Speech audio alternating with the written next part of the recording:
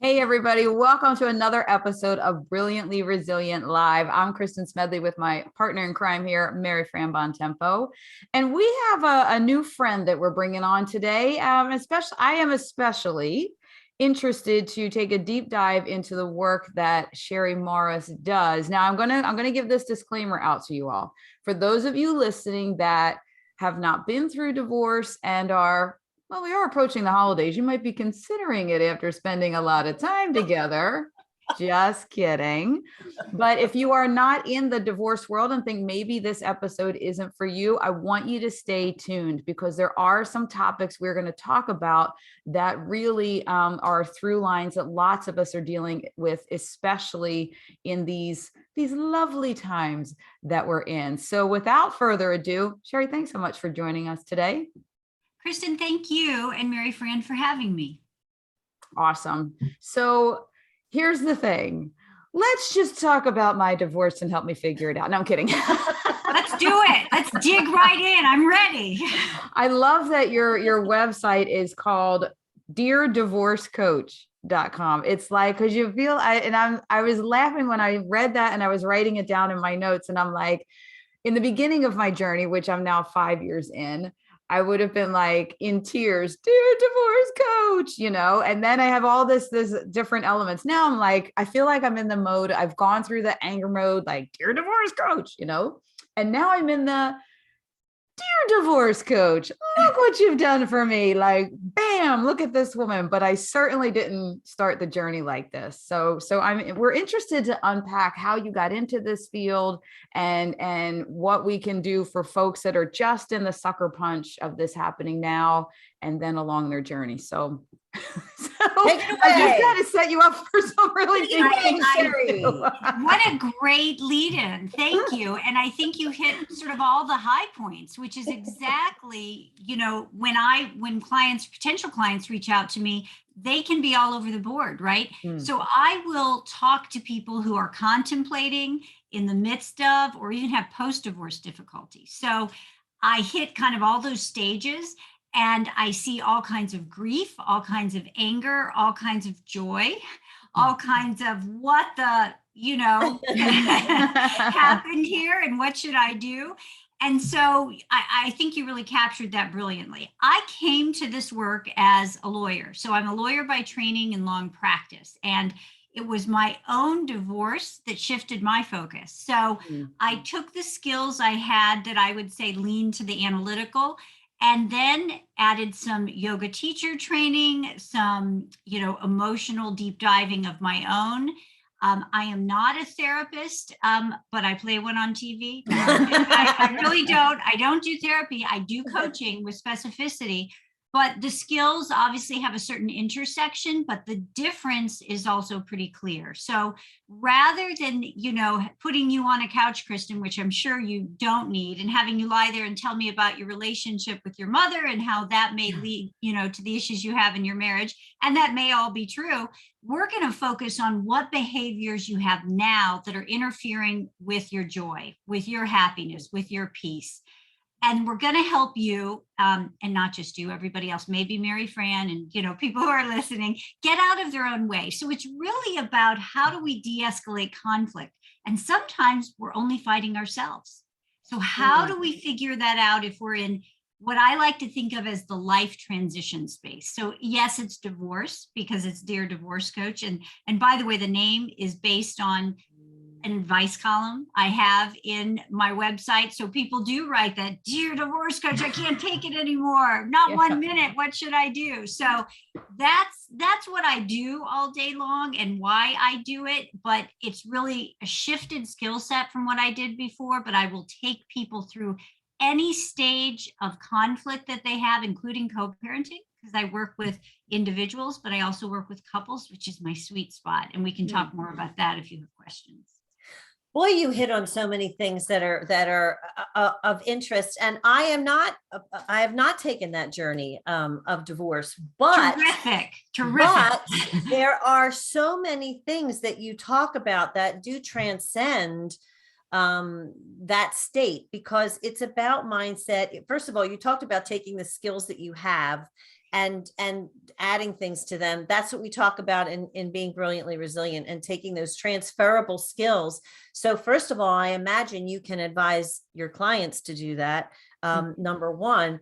And number two, that idea of what behaviors do you have? You'll see me taking notes. What behaviors do you have now that are interfering with your joy? And the idea you talked at the very beginning about anger and grief. And I imagine that is so overpowering for many of the people that you see. So how do you lead them when they're in the midst of this past that?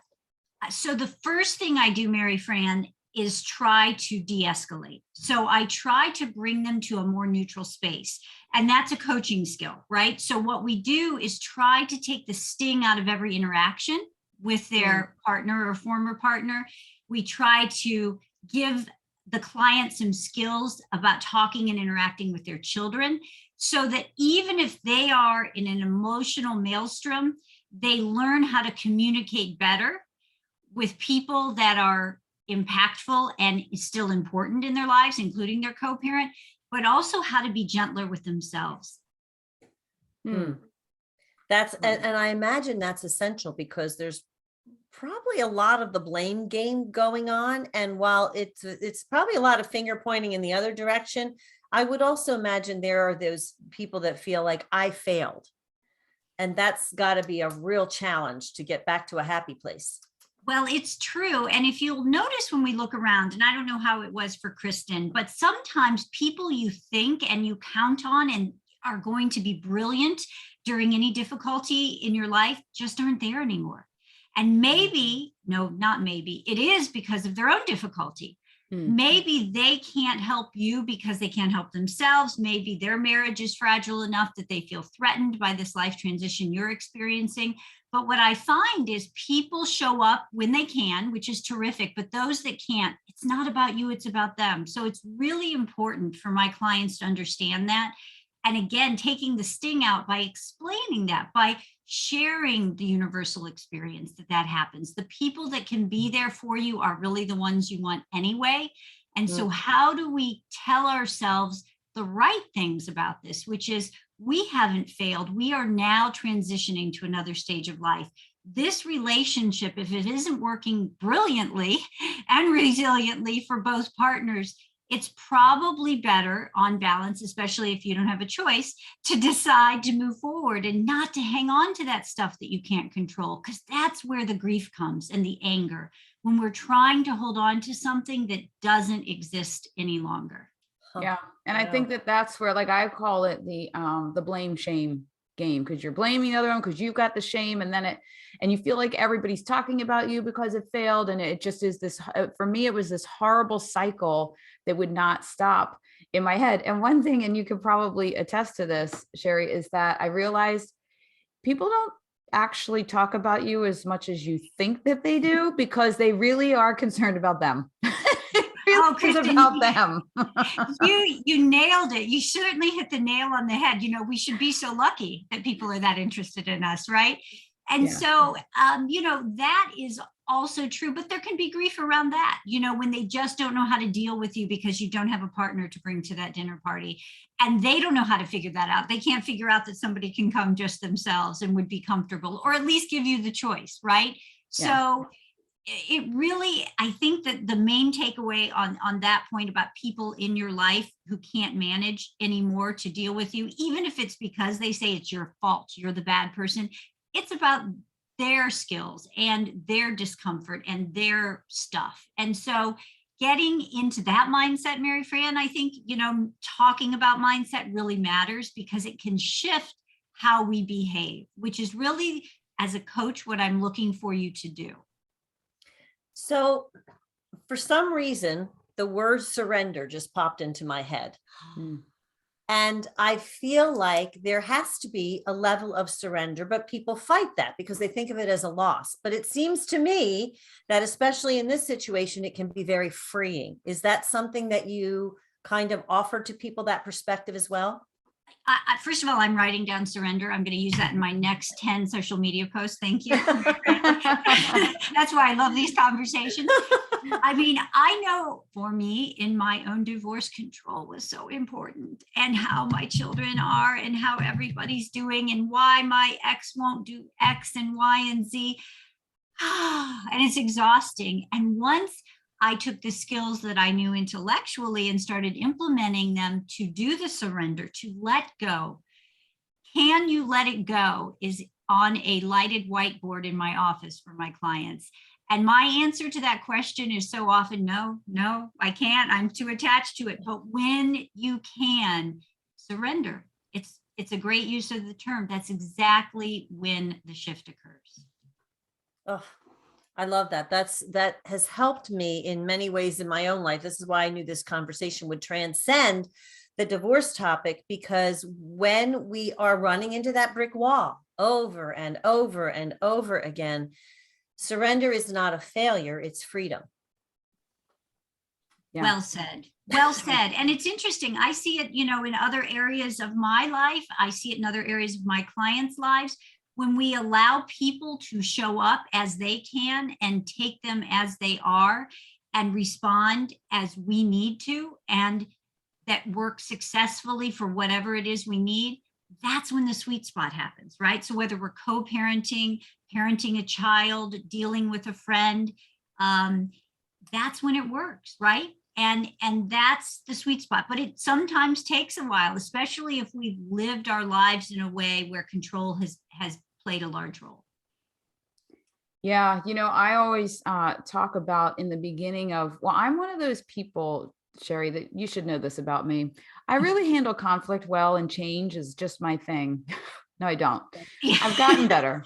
I've gotten better because of this show is how I've gotten better. But I was always, such a planner, and I had goals and finish lines. And it was when I would didn't even matter, divorce, I'm raising 2 blind kids, diagnosis day, all of those things.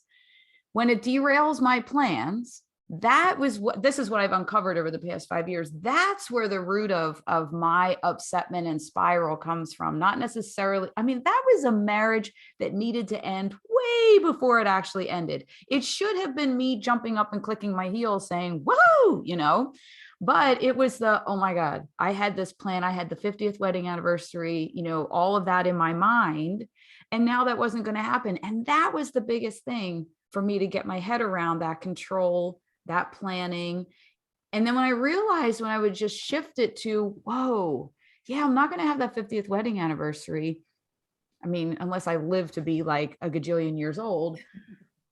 But the opportunity that it gave for me to do the things that I wanted without all of the conflict that was there, and to be able to just take a breath and figure out who I was, has been what catapulted my life. Now, I say that, and Mary Fran is going to take a nap after hearing me say that, because of the work that it took and the amount of hair extensions that it took after my hair fell out to get there. It was a lot of work. Well, it's so interesting. And what I noticed about what you shared, Kristen, and thank you for that. That's so important. I think that people understand we're all on this journey. As we share these messages, it's our own work as well. And I think you may have started to notice it's when things are going off the rails, that's where the enrichment occurs, when the work of the beauty of our life, the messiness, it's hard for me even to think about messy, is where when we start to let go, people show up, new opportunities show up. The actual stuff that we thought we wanted doesn't matter so much anymore. And the rest of it, it's the cracks exist and the light comes in, right? And I love that. that's what I see with my clients. It's when they start to, loosen the reins, notice that they're uncomfortable with that. But, I just noticed that something happening over here with this person I didn't think was important, or this new job opportunity, or my kid is talking to me again. And how did that happen? We let go a little bit. That's genius. That is really genius. And Kristen and I talk about all that all the time, finding your brilliance and your strength and your opportunity in the midst of those challenges, because that is really We talk about how the challenges, and in this case, it's divorce. It takes away so much of your identity, takes away who you thought you were. It takes away where you thought you were going. And that's got to be devastating for people. But when you can help them to make that shift of, like, this is, you ain't getting this back. So let's figure out where to go from here. Well, it's an interesting point. I think identity is a crucial topic because so many of my clients say, this is how I imagine my life, just as Kristen was sharing, right? Mm-hmm. And when that no longer exists, they can become very depressed, very anxious. Who am I? And we begin, once we dig in and say, but what's the opportunity? What's next for you? And sometimes it doesn't have to be, right, a divorce, as you're talking to other, another audience as well. It's whatever's happening in your life that's changing, that's forcing a change, right? That's, again, where that opportunity exists. Look around and notice what's different that could be good, even if you may not have recognized it previously as a positive. Just embrace it. Just step into it. Just lean into it a little bit and see what happens. I'm scribbling away here because it's very, very true. We it's a natural human inclination to see something sad as all sad. And it's rarely that. It's rarely all anything. It's really true. And in my own life, for example, stepping out of my marriage, I now have a wonderful partner, someone who's a really good fit. I now have the opportunity to be a step parent, which is both, brilliant and hard, but it's expanded my base, right? Like, it's expanded my expertise. It's expanded my ability to work with clients in many areas. And that's what I see for my clients.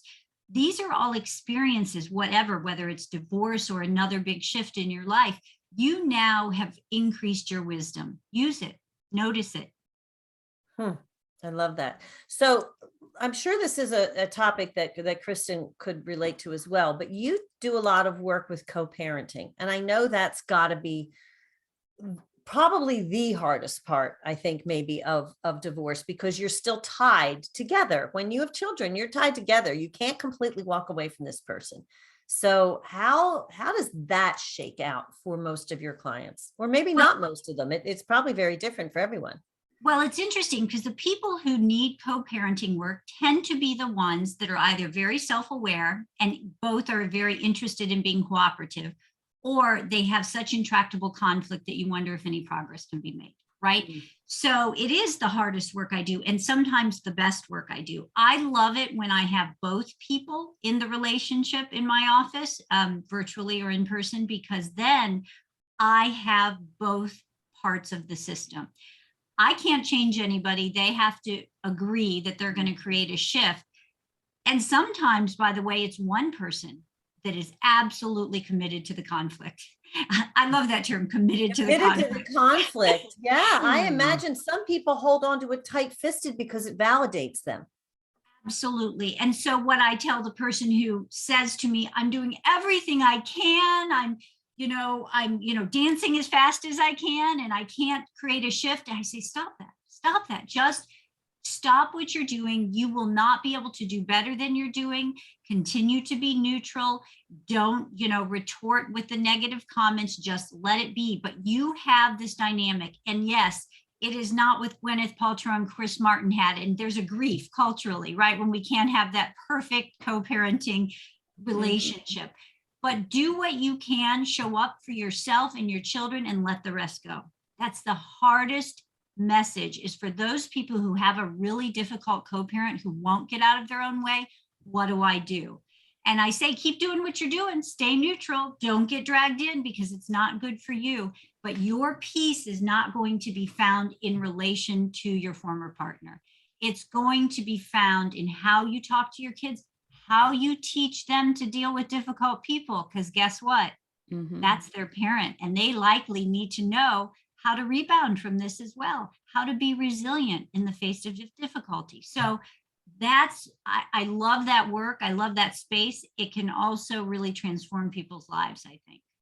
What you just said is incredibly important, and it's what I've learned the past couple of years, because we have I don't like to use the word unfortunate, but for my kids, it's an unfortunate situation that the other parent is that committed to conflict. Yes. There's a some kind of issue there, but it is what it is. So for the people that are listening, that they have that type of high conflict, cannot figure it out, it actually does. It's another one of those processes, but I can tell you that everything you're saying is 100% true. When I stopped utilizing every ounce of energy to try to finally make it no conflict, or to send the right email just the right way that it wouldn't cause another lawsuit. You know what I mean? Like when I would try, I just stopped. I did a lot of research and I just stopped engaging, and only short answers and only what I had to. And I focused on my role with my kids and how to now, like you're saying, how to help them now. I mean, they're college and high school. So they have to now, as young adults, understand how to manage this. And I keep telling them that when some big thing happens in this relationship, it's actually a blessing that we can walk through while they're still close to me, while they're in proximity close to me, get tools and strategies of how to figure it out. But man, I can say that with a smile now. That is a process. It is a process, and you don't know it until you experience it, right? And you can think that the more I do, the better it will get, no matter what. And it just doesn't. So I think giving your kids the tools, and that's the new lens, right? That's the new mindset. I'm going to help my kids deal with a difficult parent, because they are going to have to deal with this person for the rest of their lives. So you also get to be imperfect, Kristen. I really like people to know this. It doesn't mean you will never say something about your co-parent. Hey, I'm really struggling here to deal with this. In fact, seeing not that your children need to be enmeshed with that. That's a very different thing. But seeing that you have difficulty that you have to deal with, and that you're going to do that and still be okay, is really important. I mean, one of the things we talk about as we think about this next generation, sort of our children's ages, are how are they going to cope as adults? Are we giving them skills to deal with difficulty? Because, if you watch a lot of TikTok, you'll see a lot of fragility, right? I have a lot of trauma. I don't know what to do with it. Well, we need to be doing the things with our kids that help them learn how to take care of themselves, right? Ultimately, it's not ours to do, it's theirs to do. And certainly good therapeutic tools help with that as well. But I think the role modeling that we can offer is really important. So that's interesting. I do think that, I mean, that's my number one learning style, I believe, is learning from role models. If she could do it, I could do it.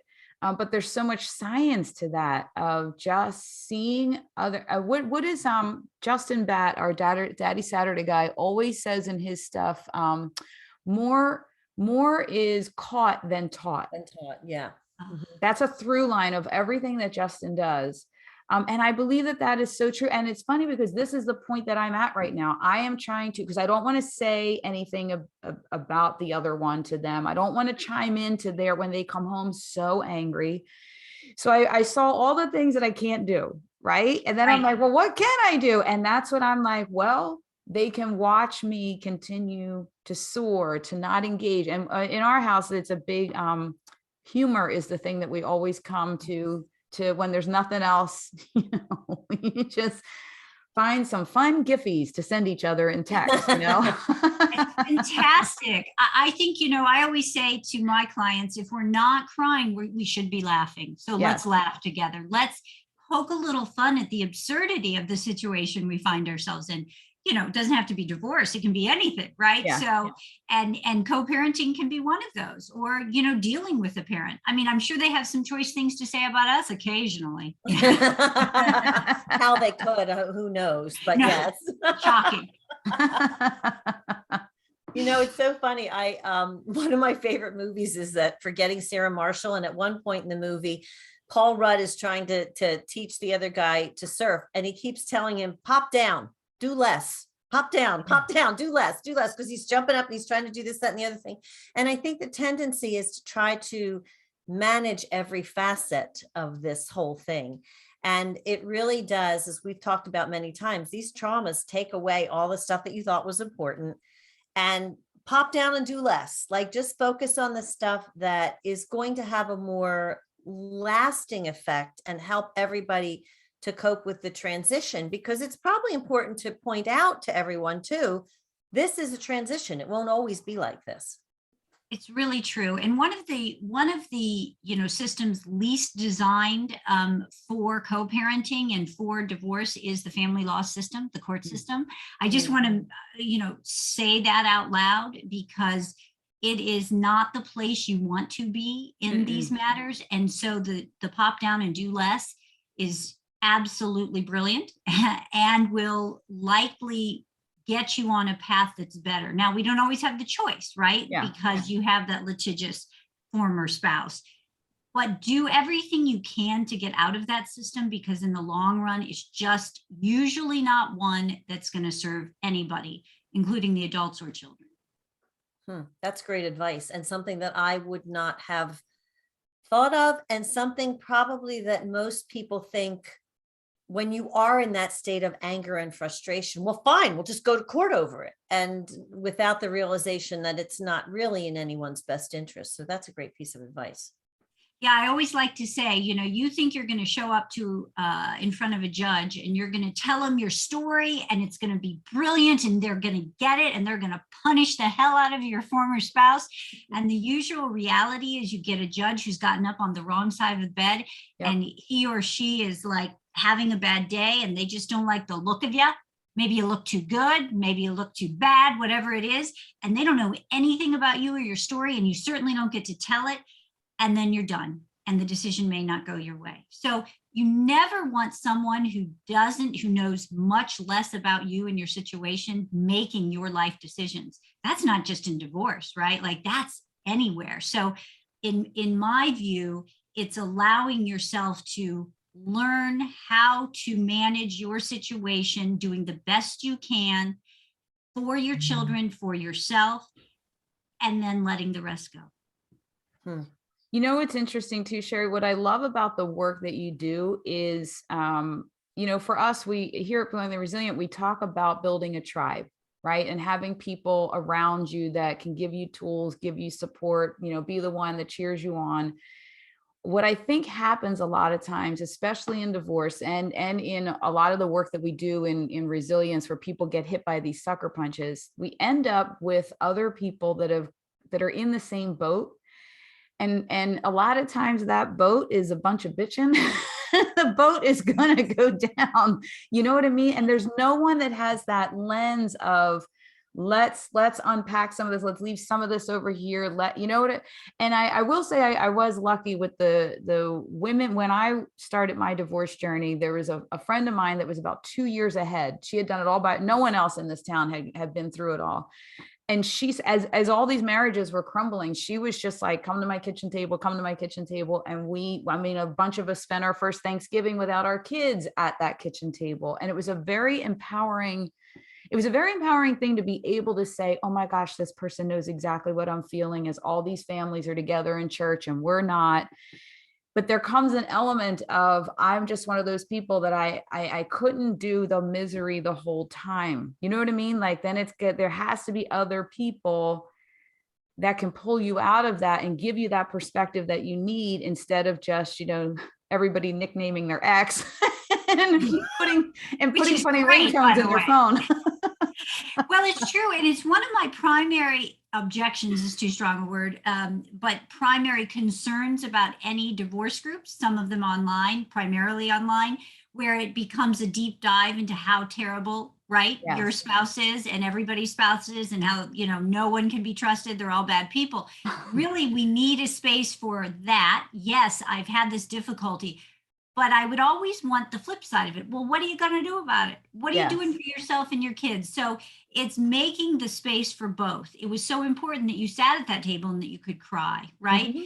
But it's also important to say, what are we doing tomorrow? And that's where I think if we continue to support each other in these positive ways, it's not that it's all happy, happy, happy, joy, joy all the time, but it's what's next? What's next? And that's, for me, the key. It's like, how do you want to live the rest of your life in relation to this person?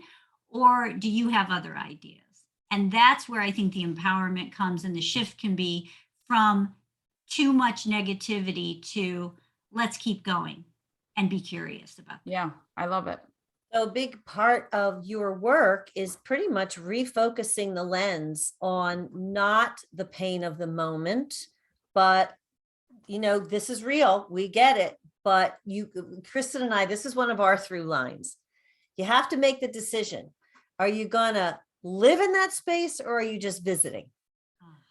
And that's, it sounds to me like that is a big part of your work, is to refocus people and say, look, you're not going to live here forever. So let's at least start to look at what might be next for you.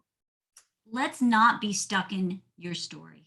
Let's not be stuck in my story. None of us should be stuck in our story, because it doesn't define our whole lives. It defines certainly a moment in time. It can even be years in time. But getting out of the stuckness is really what it's all about from my perspective. Love it. I love it. This has I been a love it. great conversation today, and I really appreciate the work that you do, and I want people out there that are listening, guys or girls that are going through a divorce journey or considering it. Build a team, build a tribe around you, and make sure you have somebody like Cherie on that team, because you need your mom that is going to plot his death. You need her when you can call her. You need your friends. I have girlfriends that said, as soon as I told them what's happening, they were like, one of my girlfriends said, I've got a great shovel. And everybody you need your needs sisters. that person. Yeah, you need your Yes. sisters. You need the ones that are going to help you figure out your finances and make sound decisions. But you need somebody like Cherie that is going to be on the team to help you look through the right lens. And like you said, what are you going to do about it? What are you going to do next, instead of being stuck in that story? So thanks so much for the work that you do. And thanks for being here. Yeah. Thank And you. tell us where we can find you, because I would imagine that you will be flooded with Dear Divorce Coach letters after all of this. So I sure hope so. I sure hope so, because I need to post those columns every week. So you can find me most easily at deardivorcecoach.com, and all of my social media is there. You can schedule a Zoom discovery session. I want to meet you. I want to know you. I do want to hear your story, and I want to know what we can do to start the shift, whether it's referrals to legal, financial, therapeutic professionals, or mindset work. We're going to get you there. So stop at Dear Divorce Coach and we'll talk. Terrific. Awesome. Thanks so much for being here, Cherie. And thanks everybody for listening to another episode of Brilliantly Resilient Live. If you go to brilliantlyresilient.net, blink 3 times, a magic window appears, and you can put in your email address and get a bit of brilliance delivered right to your email box every week. And in a couple of weeks, as this episode airs, you'll see a bit of brilliance from Cherie. So thanks so much for tuning in. We'll see you next time. Bye.